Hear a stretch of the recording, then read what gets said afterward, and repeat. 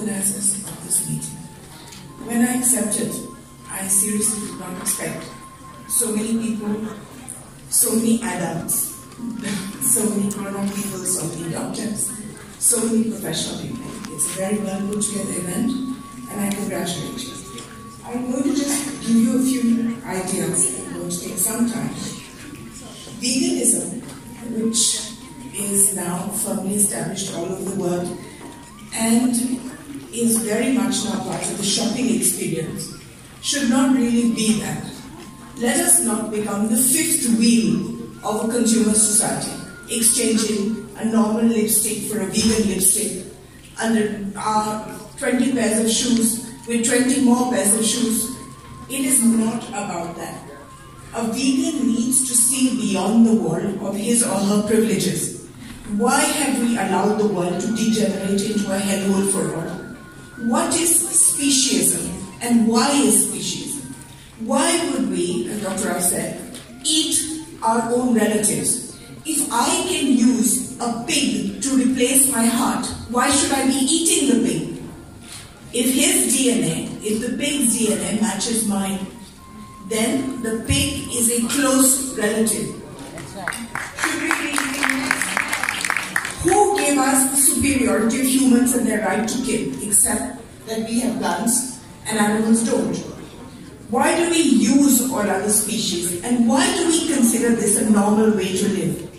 Why is Western development superior to native societies when clearly every indicator of mental and physical health indicates otherwise?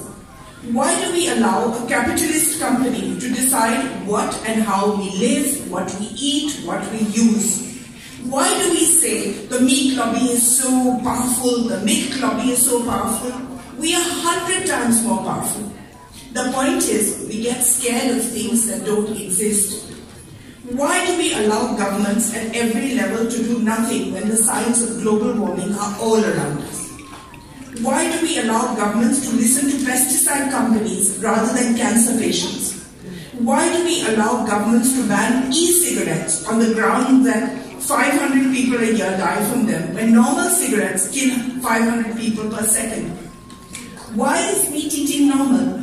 Why are 80% of all forests dying? Because they're infested with animals that are grown for meat.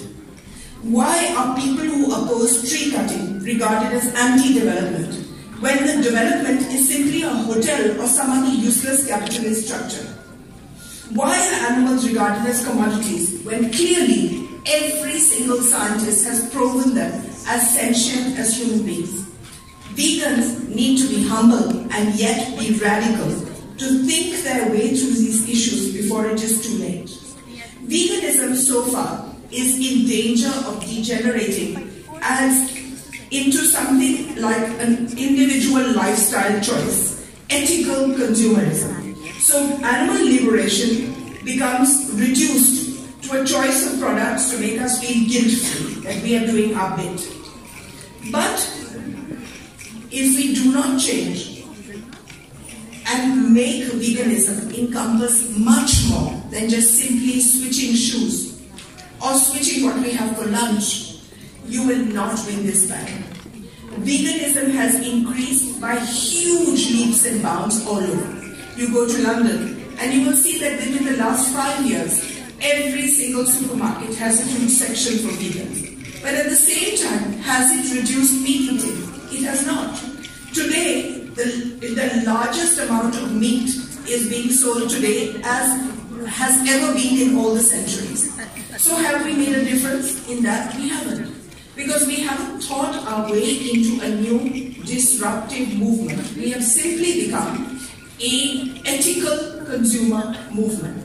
And this is what we need to get out of. What is meat doing to you? A few days ago, I read the saddest thing, something that brought tears to my eyes. I read that the dugong had become extinct.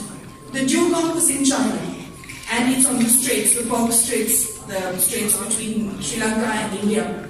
And it's a huge, beautiful, gentle creature, the vegetarian of the sea world. And when the baby is born, it's held like this by the dugong. leading to the stories of mermaids. Huge, sad, it's the sea cow. And now the sea cow is extinct. As Dr. Rao said, so many species have become extinct in our time. I too have a granddaughter who says, "What's this? Did we ever have this?" I said, "Yes, we did. I saw it. And she will never see the dugong now. She will probably not see giraffes. In India, the camels are being exported at the rate of, there's one gang that has so far killed 25 lakh camels by taking them out 16 at a time in trucks and taking them to Bangladesh. Oh, no. And now there are less than 20,000 camels left and they are in danger of extinction. Will my granddaughter see a camel? Probably not. But what is meat doing to you? It's not just dugongs and camels. It's about forests. We have inauspicious rain. This is the country of the monsoon. We have Indra Bhagwan as our main god. Below the big three of Shiv, Vishnu and Brahma. Why do we have Indra as our main? Because we are monsoon dependent. But the monsoon now comes later, it comes when it feels like, it comes in places where it wants to come. Most of India now is either under flood or under drought, including my own constituency. And we don't know what to do. This has been created by meat. This has been created by anybody who eats meat, eats the forest, eats the rain, eats my life, eats the farmer. Do you think, when it's about water, have you ever seen those Hyderabad women who land up at 3 in the morning with plastic pots on their head, and they have never slept through till 8 in the morning in a decent fashion? Why? Because they get up at 3 to fill their pots with water, because water is so scarce. Already our states in India fight over water. Karnataka fights with Tamil Nadu, Punjab fights with Haryana, fights with Delhi. Are we good? Are we living in a world where we do not notice this, what a hell we've made where water is concerned? Every bit of water is polluted. Even if we do share water, now you have to put it in bottles, you have to do all sorts of things to make it even drinkable. Why? It's the meat industry. What have we done with land? In Madhya Pradesh, the most beautiful state, the middle of India, we cut down all the forests to grow soybean. What have we done with soybean? Not converted into vegan food. We send it abroad. Every 7th kilo of meat eaten in Europe is eaten with Indian soybean. That's right. What did this result in? It resulted in mad cow disease. What is mad Creutzfeldt-Jakob syndrome? Which is, when we were exporting soybean, somebody came up with a bright idea that it's going by ship. So it needs to be blocked so that you can export more. So how to put it into blocks? Let us join it together with blood. So blood was used as glue. Where did the blood come from? The blood came from the slaughterhouses. What happened? The soybean went, it was fed to cows who were eating their own kin. It was cannibalism. What is mad cow disease? When an animal becomes a cannibal. Because nobody can separate the blood from the soybean. So it was being eaten, and as a result, cows started staggering and falling with mad cow disease. People who had eaten those cows died. We still are under threat from Creutzfeldt-Jakob syndrome because the same thing is happening. So what is meat doing to us? Even methane. We in India, China, Brazil, we are the largest manufacturers of everything. We are the largest consumers of everything. Therefore, we dictate political policy. Believe it or not. It is not America, it is not England, it is us. And we have chosen to keep blaming the West for CO2. Oh, CO2 has destroyed the world. CO2 has destroyed the world. In actual fact, CO2 has contributed majorly towards climate change. But even more than CO2, it has been methane. And methane is produced in 3 ways. Through animals which are grown for food, through coal, and through rice. Now there's nothing we can do about rice. There's nothing we can do about coal until we switch finally to solar, or God forbid to nuclear. But Animals, they're the largest contributors of methane. A cow emits 600 liters, or whatever the equivalent is. I don't even know what the thing of gases is, into the atmosphere every day. So what are the scientists working on? Not to remove methane or not to eat cows, but to modify cows so that they produce less methane. Is that where we want our science to go? No. So methane is 24 times more potent than carbon dioxide in creating heat in the atmosphere.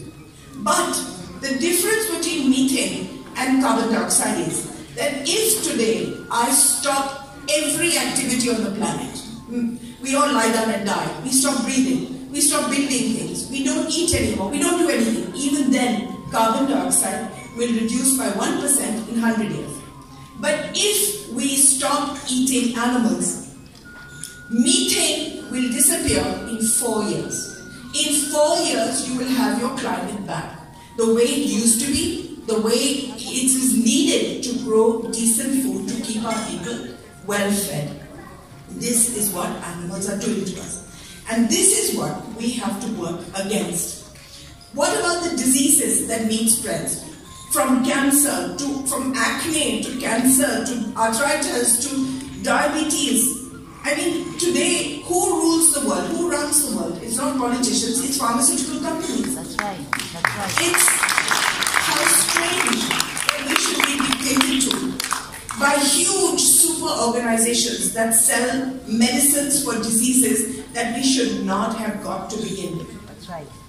Now, the point is that what do? We are sitting here. This is the birth of a new thought. Let this not continue to be a new thought, a new thought, a new thought, and that to a congratulatory, self-congratulatory thought forever. Let's look at what we can do. I would suggest, and I was suggesting to the president of World Vegetarian, you'll have to forgive me, World Vegetarian Vegan Organization, sorry. I was suggesting to the doctor that if we can make Nepal, now the ministers here and the tourism, Nepal has to reinvent itself after COVID, as every country does, because tourism has become scared. The first thing you do is ask for COVID checks, ask for masks. Countries don't want to let you in, you have to have vaccinations. It's a different ball game now, and it's going to get worse. COVID will never go. And after COVID, we'll probably get something else coming out of Wuhan and similar places. So what do? We have to reinvent ourselves. Let us take the example of Berlin. Berlin is hardcore Germany, which is known for beer and meat. It has reinvented itself as the vegan capital of Europe. And its tourism has gone up massively by people who simply want to go there to eat well, eat vegan, to be in a gentler society. Why doesn't Nepal try to reinvent itself as the vegan capital of Asia? It is possible to do it. It is small enough. I see that you are capable of the most extraordinary organization. You have every other gift. You have the mountains, you have the religion, you have the people, you have the dances, you have everything. You have good food, you have everything. You have a multicultural society which lives harmoniously. Why not add this? But for that, what do we have to do? You have to, it requires government intervention at a taxation level. Suppose we were to say that all meat imported from outside gets a higher tax, and all other things that are imported, mock meat, mock milk, clean meat, these get much lower taxes. You would be helping. If you made banks give an impetus to people who wanted to start vegan industries, if you had a closer look at slaughterhouses. Sri Lanka banned all slaughterhouses, and they didn't do too badly. Of course, they went bankrupt for different reasons, but they banned all slaughterhouses because they just said it went against our religion, and we know as an island and a small island, we simply cannot afford this kind of filth. we cannot afford the pollution of water, we cannot afford this kind of open suffering. Maybe Nepal could do the same. You could give an impetus to all vegan industries to taxation. Now, these are some things. One of the things that I would suggest, and this is a bit controversial, but it's been on my mind since 2014, is stopping the Gadimai festival. Firstly, it's not a festival. It's the Gadimai massacre. This is the largest massacre of animals on the planet for animal sacrifice. We don't know what animal sacrifice, since Gadimai is not an important religious place at all. In fact, it's ignored for 5 years, and then all of a sudden, 4 lakh animals are brought across the border from India and then killed. For no reason. Cows, buffaloes, goats, birds, you name it. Now, over the years, as Nepal itself and the politicians of Nepal have become aware of this, it has become less and less. But from 4 lakh in 2019, it went down to 20,000, which is just 20,000 too much. Now, the Supreme Court of Nepal has banned this. The Supreme Court of India has banned this. The politicians here are extremely aware of that this is not good. It gets the worst publicity in the world. In fact, large numbers of people don't want to come because of this. So you need to look at Gadimai. It's a simple thing. It is run by a private group of private investors. It is not religious people. And the bones and the blood and the leather are sold to China. Perhaps you could think in terms of taking over the committee. Because that is what you could legally do, and that is what your Supreme Court also suggested. If you were to do that and turn it into a flower festival or an elephant festival, you would attract huge numbers of people. I'd be the first to come, I promise. The next, so if you could, now I'm going to just talk about 2-3 other things. One is, in India, one of the reasons why meat and milk production don't go down is because our doctors are not taught the value of diet in their studies, right? So they learn nothing, but there's a GIGO principle that applies to everything: garbage in, garbage out. So this body, if you put in garbage, you will get garbage, you will get disease. That's right. So they are at they're not even at the supply side, they are at the treating side. So for them it is lucrative to have a body full of rubbish. Right. But if we could if we could teach them diet in medical colleges, because the same thing applies to Nepal, the same thing applies to America. Is it a deliberate thing that we withhold doctors from learning what milk does to you, what meat does to you, what pesticide food does to you? Is it deliberate? Yes, because if they were to learn diet, then all our problems would be solved, because people trust doctors. But doctors, as of now, get the same information that I get. And who do they get it from? They get it from their mothers, their grandmothers, their next door neighbors. So somebody goes and says, "Doctor, I have an ulcer." So they'll say, "Drink cold milk." Why? Because their mother told them. But cold milk, the operative word is cold, because cold numbs the stomach. But the moment milk goes in, it becomes acidic and it creates a bigger hole. So you will die if you keep drinking cold milk for an ulcer. That's right. If you go to hospital, what do they give you? They give you chicken soup. Now go to a laboratory and see that when they are creating bacteria or viruses or whatever they are creating, which is they need to multiply, what do they do it? They do it in chicken soup.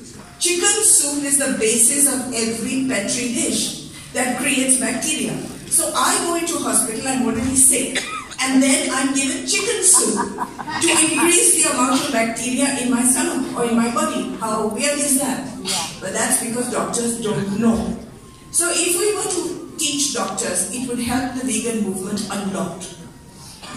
Maybe we could have the vegan group here could ask every restaurant to carry a couple of vegan dishes on every menu, and then give them awards at the end of the year on the best vegan menus. That would be the quickest way also to turn this into the vegan capital. That is how Berlin started. The last thing I'm going to say is something that you should know about. and that is clean meat. Now, we have been trying for centuries, at least I've been trying for centuries, to turn people vegetarian, vegan. It doesn't work. Some people become it. It's an evolutionary process. The smarter you are, the more evolved you are, the quicker you become vegetarian and vegan. But there is another way to do this. The other way to do this is to accept that meat eaters eat meat and then to leave them eating clean meat. What are we objecting to? We are objecting to animals destroying our lives. We destroy theirs. As I keep saying, first you eat a cow and then the cow eats you. Because we destroy their lives with viciousness and then they come back as disease, as forests, as rain, as climate change, as everything. So why not create meat? Now what is the history to this? In 2013, PETA announced a world competition saying that anybody who could produce a hamburger by cellular multiplication rather than by using animals would get $1 million. People all over the world were interested in the $1 million, to be quite frank. So they all started doing this. And I personally visited in Europe 2 or 3 amazing scientific laboratories where they were looking at this. The Netherlands jumped in with both feet, both hands, and started promoting scientists to win the competition. And ultimately, the scientists from The Hague won it by producing a hamburger with cellularly multiplied meat. That means you simply take one cell of meat and you keep multiplying it in a petri dish till it becomes a sludge, and then you put spices into it and it becomes the meat you want. Whether chicken, whether turkey, whether duck. After all meat tastes bad unless you hide it with spices, unless you cook it 100 times. So they did the same, and he won the $1 million. But by then, 36 companies all over had started experimenting. And I'm really proud to say that in most of these companies, somewhere at the top level, there were always Indians. Now, these companies have reached a point of breakthrough. Singapore is already selling what is known as clean meat. It is real meat. It is real meat, and this is the only way you can become vegan and yet not vegan. Where you can change the world without waiting for everybody to evolve spiritually, morally, ethically, and scientifically. This is by letting meat eaters eat meat, but by creating meat without animals. 2 boys in America have already made the breakthrough onto milk, real milk without using any cows. It's called perfect milk. First they used to call it moo-free, now it's called perfect milk. And they are selling it. Unfortunately, the companies buying it are using it simply as yogurt. But why not import it? Or why not teach our people? In India, when I was minister a few years ago, the government of Mr. Modi was kind enough to agree to give 5 crore rupees as a startup to the Indian Institute of Cellular Microbiology to start working on cell multiplication. If you could even join us in this venture, so that within 2 years from now, so that we meet Dr. Rao's 2026 deadline, 2 years from now, we can all be, not me, but anybody who wants to eat meat can eat meat without having animals. The moment you start reducing buffaloes, goats, cows, poultry, fish, the moment you reduce it, the world comes back to normal and people eat what they want to eat. If you cannot stop a meat eater from eating meat, let us at least give him what is known as cruelty-free, disease-free, bacteria-free, everything, immorality-free meat.